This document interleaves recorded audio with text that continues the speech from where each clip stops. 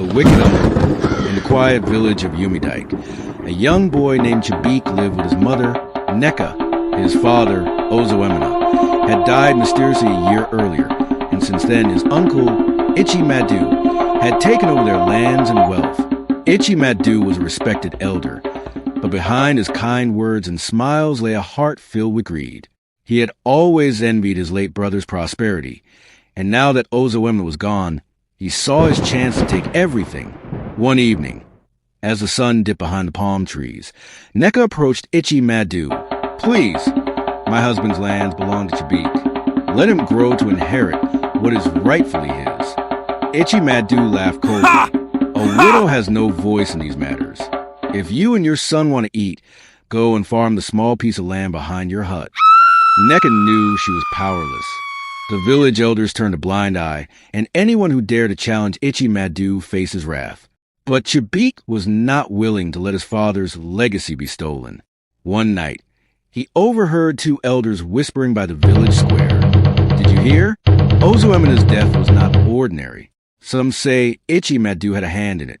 Chabik's heart pounded. Could it be true? Determined to find out, he visited Enz, the oldest man in the village, known for his wisdom.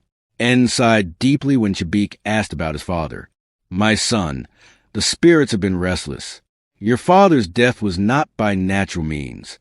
If you seek the truth, go to the sacred forest at midnight and pour libations. The ancestors will reveal all." That night, Chabik crept into the forest, carrying a calabash of palm wine. He poured on the ground, whispering, "Ancestors, reveal the truth." A sudden gust of wind blew through the trees, and a deep voice echoed, "Your father was poisoned by his own brother."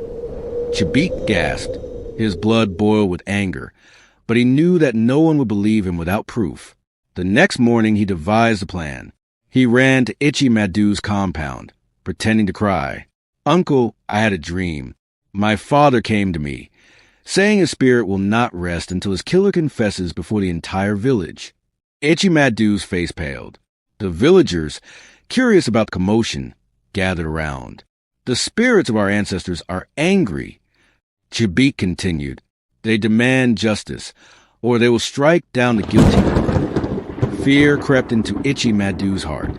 That night, unable to bear the guilt, he ran mad, screaming through the village, confessing his crime. The next morning, the elders stripped him of his title and banished him. Chabik and his mother reclaimed their land, and peace returned to their home. The wicked may prosper for a time, but the truth will always find its way.